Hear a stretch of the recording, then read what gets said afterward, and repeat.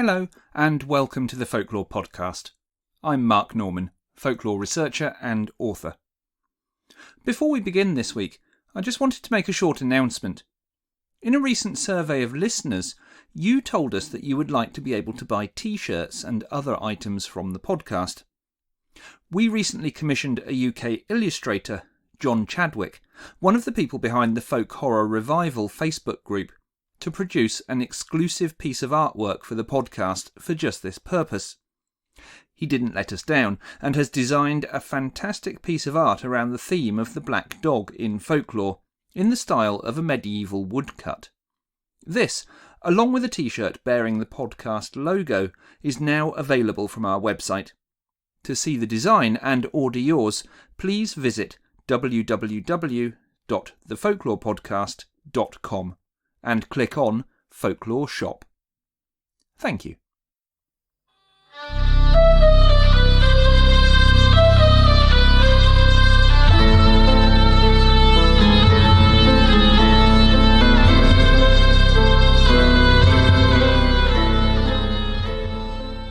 Folklore.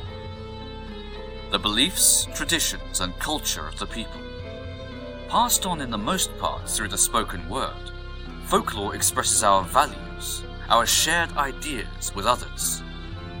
It is both how we were and how we are.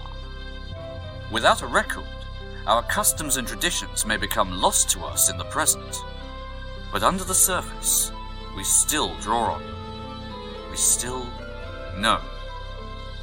It's time to recall our forgotten history and to record the new. This is the Folklore Podcast.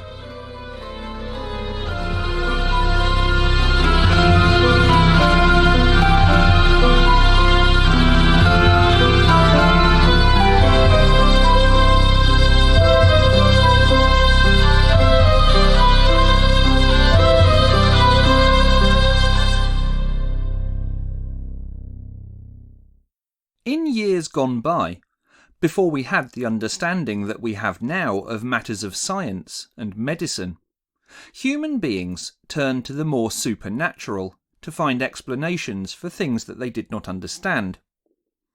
We've covered this before on the podcast in our examination of sleep paralysis and the Old Hag phenomenon. In this case, what we now know to be a natural medical condition which prevents people from being able to move coming out of the dream state or hampers their breathing, was blamed on nighttime visitations from demons or witches. We find a similar thing happening with natural occurrences which, without the benefit of scientific backing, would appear frightening or even apocalyptic. What is to us now a marvel of nature, to our ancestors needed rationalising and explaining, both for their own understanding and also to ensure that the world that they knew continued. One of the most unnatural and, for humans from prehistoric times right through the early modern period, most terrifying of these phenomena would have been the eclipse. Whether it was the sun or the moon being affected, something in the heavens, home of the gods in many cases, was certainly amiss, and this surely spelt trouble. A solar eclipse occurs when the moon is new. It moves between the sun and the earth, blocking the sun's rays and casting a shadow onto the earth. Because of a range of factors, the constant motion of the moon and earth, the slant of the axis and such like, the position of eclipses will vary, as well as the shadow moving and being limited. This, of course, makes a solar eclipse in one place a very rare event, and also accounts for the various shapes which would be witnessed by an audience when one did occur. As the moon passes across and begins to cast a shadow, we begin to see the familiar black semicircle appear on the surface of the sun, making it look as if a bite has been taken out of the side of it. This naturally led to a range of similar stories across many cultures in an effort to explain what they were seeing. Depending on the country and its mythology, the animal in the stories, which may be real or mythical itself, varies, but the themes remain quite common. In Norse mythologies, for example, wolves were the animal that were blamed for eating the sun, whereas in Vietnam, the eclipse was said to be caused by a giant frog making a meal of the celestial body. In other countries, the animal not only devours the sun, but also lends its name to the word eclipse in that language.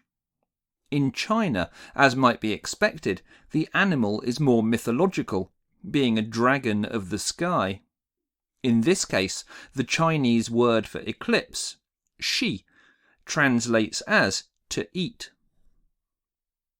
In the mythology of the Philippines, similarly, eclipses are caused by a dragon named Bakunawa, which is often represented as a sea serpent. Bakunawa has a mouth the size of a lake, with a red tongue, whiskers and gills, and 2 sets of wings. Once again, the term Bakunawa is translated from the word eclipse, and also lends itself to the verb meaning to cause an eclipse in that language. There are other versions of the Bakunawa mythology also, which give the creature as a turtle rather than a dragon. Another linguistic derivation is found amongst the Pomo peoples, an indigenous group from the northwest of the United States. In their culture, a story is told of a bear who fights with the sun and takes a large bite from it. After having bitten away part of the sun, the argument between it and the bear is resolved. The story then continues, telling that the bear goes on to meet the moon. The same thing happens there, and a lunar eclipse is the result. We will return to the lunar eclipse later on to examine the folklore around that, from ancient times to more recent. In the meantime, it is worth noting that this story of the bear continuing its journey may be the way that the Pomo explained why solar and lunar eclipses would take place within a couple of weeks of each other. Other cultures lay the blame not with the animals of the earth or the sky, but rather with the gods and deities themselves. In the ancient Hindu mythology, the deity Rahu was said to cause eclipses. Rahu was punished by the gods for stealing and drinking the nectar of the gods, Amrita. The gods beheaded Rahu for this act, and Rahu's head flew off across the sky, swallowing the sun. The ancient Greeks thought that a solar eclipse demonstrated that the gods were angry. This was a portent to them, a sign of disaster to come. Even today, in many cultures, the solar eclipse is viewed as an ill omen. In some parts of India, it is common for people to fast during an eclipse because of the belief that food cooked at this time will be impure. In other cultures, pregnant women and young children are told not to venture outside when an eclipse takes place. Part of this is due to the belief that an eclipse can be dangerous both to the mother and the unborn child. These ideas of anger and fighting in the heavens come up in other cultures too.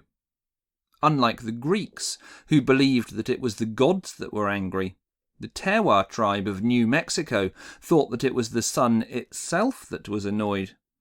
To them, an eclipse was caused by the sun leaving the sky and going to the underworld to show its displeasure. In still other places, the anger is between 2 celestial bodies themselves. The Inuit sun god Malina was said to have walked away from a fight with the moon god, who was named Anningan. The point of solar eclipse in this folklore is where the moon god catches back up with his sister Melina. In Benin, the Bata Maliba tell that a solar eclipse shows that the sun and the moon are fighting with each other. They use this happening in the same way that we find many morality tales within folklore, in order to teach something important. In this case, the culture tells that the only way to stop the sun and the moon from being in conflict is for the people on Earth to solve their own differences. There are, of course, other ways to try and prevent the eclipse in much of this indigenous folklore. One of the most common was to make as much noise as possible in order to try and scare away the demons or the animals that were trying to steal or consume the sun. This would see people taking pots, pans, drums, or any other implement which could be banged and struck to make a din. This is not an uncommon trope in folklore. We may see a similar thing as part of the traditional wassail ceremony, where saucepans are banged, guns are fired, and people shout and screech in order to try and drive away spirits from the trees and ensure a good crop from the apple trees. More information on this can be found in the podcast on apple folklore in Season 1 of the Folklore Podcast. Much of Navajo tradition is centred around the universe and balance of the cosmos, and so it is natural that an eclipse would play a part in their beliefs here also. For the Navajo, an eclipse is quite natural and was a time to stop and reflect. Even in more modern times, many Navajo will still follow some of the older traditions at the time of an eclipse. Like some of the Indian people, they will also refrain from eating and drinking at this time, but will stay awake with their family indoors and sing traditional songs and reflect on the balance and order of the cosmos. A lunar eclipse takes place when the shadow of the Earth blocks off the light from the sun, which would normally be reflected off the surface of the moon. Eclipses can be either partial or total, depending on the position of the Earth. The third type, penumbral, which takes place when the moon is in the Earth's outer shadow, does not have a very discernible effect to the lay viewer. Although a significant amount of folklore has grown around the solar eclipse, we find probably even more around astronomical events involving the moon. As our nearest celestial neighbour and the body appearing largest in the sky, the moon is naturally significant to many cultures.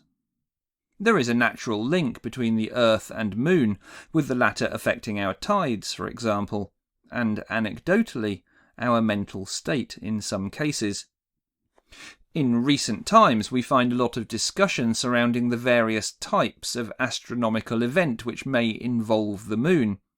Harvest moons, blood moons, snow moons, supermoons, and the like, and conjunctions between these and eclipses being even more significant. The same themes involving sky creatures and cosmic conflict that we find with some solar eclipse folklore can also be seen in times of lunar eclipse. If we look at the ancient Incan traditions recorded by Spanish settlers arriving in the New World, we can see a collection of many of the themes that we have already covered. One myth, for example, has a story of a jaguar which attacked and ate the moon. This was also said to explain the blood-red colour that the moon turns during a total eclipse. So there we have parallels with many of the animal myths surrounding the sun. Continuing that same story, the Incas believe that after devouring the moon, the jaguar would come to Earth and begin to eat people here. To stop this happening, they would try and drive the cat away by creating a lot of noise, shaking spears at the sky and beating dogs to encourage them to howl and bark. Again, we see commonalities here with the Benin law at the solar eclipse, and also the wassailing traditions of spirit scaring. Ancient Mesopotamia drew strong links between the moon and the Earth. There is evidence that astronomers at this time were able to predict the times of lunar eclipse relatively accurately, and so it is possible that they had a greater awareness of the influences of the moon on the Earth. In this culture, the lunar eclipse was a result of a demonic attack, which was representative of an attack on the actual physical king of the land. For this reason, and because of the fact that they were able to say when an eclipse was likely, the Mesopotamians would install a fake king at this time. While the real king hid in anonymity among the people, the surrogate would be put into the palace. Although not actually ruling, this man would be well treated for this time. Although the eclipse was a natural event, the surrogate ruler's fate was unfortunately still sealed, because they would not be seen again after the eclipse. Presumably, in order to prove the myth to be true, the fake king would be killed on the quiet when the real one was reinstated. In some cultures, the moon was damaged at the time of an eclipse and required healing. This is especially common in indigenous tribal cultures, where of course healers would have played a key role in daily life. For the Luiseno tribe in the south of California, for example, a period of eclipse was a time at which the members of the tribe would need to gather and sing prayers to the moon to restore its health. The Native American Hooper tribe also had a healing myth surrounding the lunar eclipse.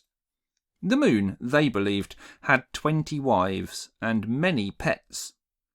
Numbered amongst the pets were many mountain lions and snakes who needed feeding. When the moon was not able to provide them with enough sustenance, the mountain lions and the snakes would attack their master, causing him to bleed and turn red.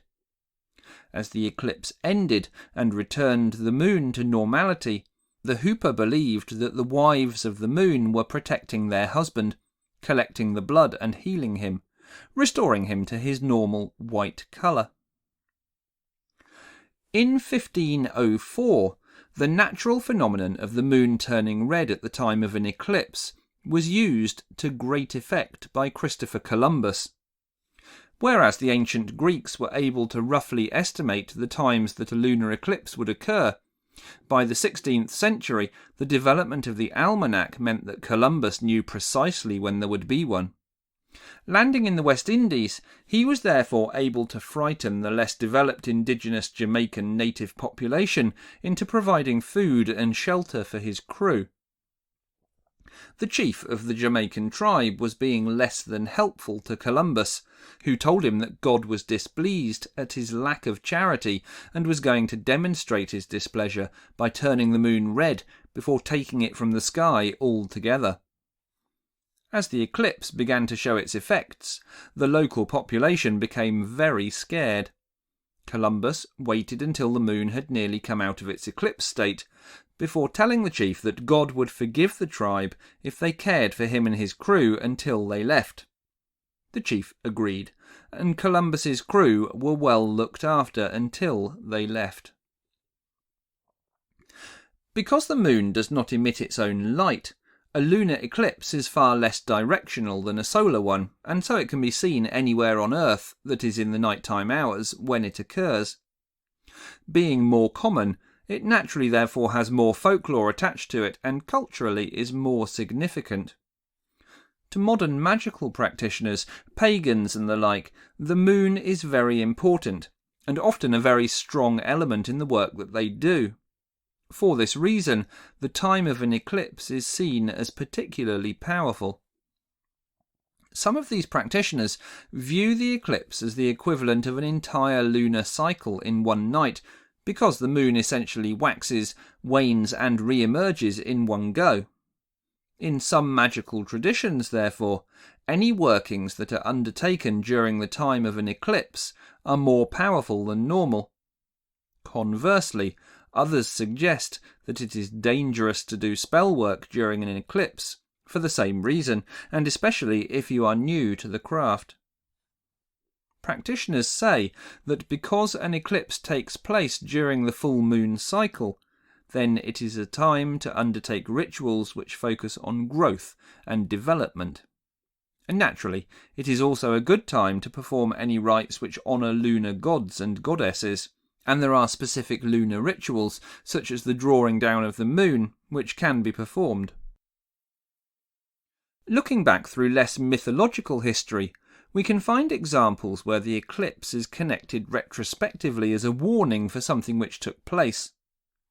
William of Malmesbury cites an eclipse on August 2nd, 1133, as a portent to the fact that King Henry I, who left England on that date, would not return alive.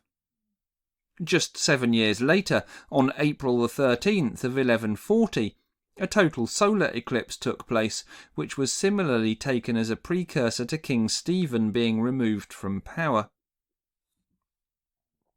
Focusing down onto the area of traditional folklore, we may find lots pertaining to the eclipse. The day after an eclipse is said to be a good time to commence a journey because it will be bound to be successful. This relates to either a solar or a lunar eclipse. Old German folklore says that you should cover wells or fountains during a solar eclipse because its effects will poison the water. A short distance away, in Bavaria, it was said that if you threw crumbs onto a fire during an eclipse, then you would never be bothered by the sun. Treasure, as a motif, crops up in many aspects of folklore. One obscure piece of lore says that the time of an eclipse is one where all hidden treasures may be opened up.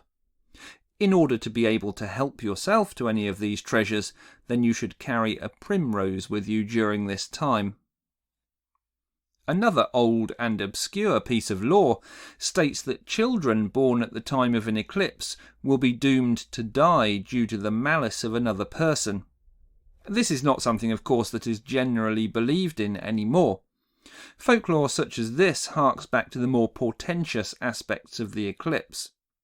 Soldiers, for instance, did not like an eclipse because they believed that it always brought defeat. A folklore such as this is odd, of course, when you pause for a moment to consider it, because after all, there will be at least 2 warring factions in a battle, and they would usually both witness the eclipse. The result would inevitably have to be a stalemate with everyone losing. Relating to the fact that it is unlucky to have a child during an eclipse is the fact that folklore says that you may protect your unborn baby during this time by putting a red towel over your stomach.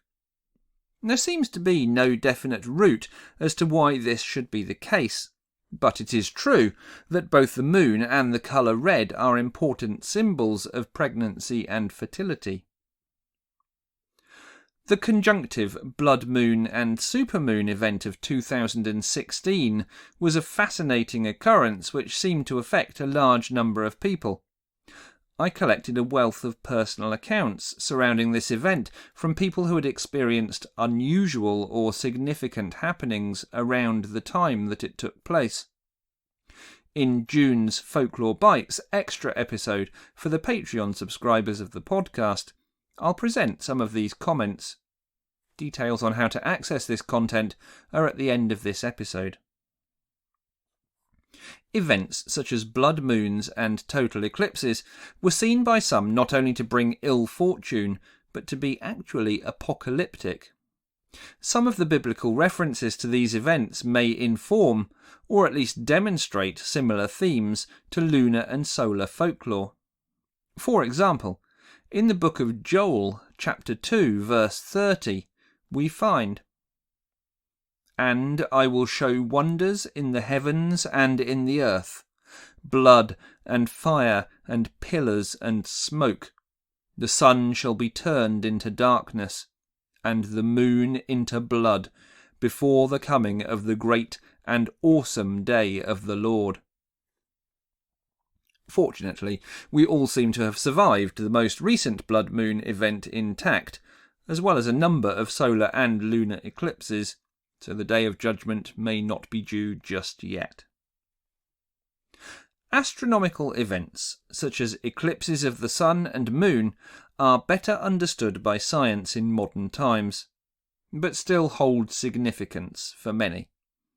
And, however you view eclipses within your belief system, as symbolic, magically potent, or just scientifically fascinating, they are, without doubt, a wonderful event to be enjoyed, whenever the chance arises. Thanks for listening. See you next time. The Folklore Podcast is created and hosted by me, Mark Norman. Find out more about my writing and research at www.facebook.com/MarkNormanFolklore. The Folklore Podcast art director is Melissa Martell. Find her work at www.mdmcreate.com. The Folklore Podcast will always be free to listen to, but it is an enormous amount of work to research, create, record and write 2 of these episodes every month. And so we have created a simple way in which you can help to support the ongoing life of the Folklore Podcast. Please visit our website at www.thefolklorepodcast.com and click on support. There are various ways that you can help, and they don't all involve giving us money. Even just leaving a simple review on iTunes or other podcast apps helps to grow our audience. So please do visit and take a moment to help us to keep going. Thank you for listening. The Folklore Podcast theme music is written and performed by Gurdy Bird.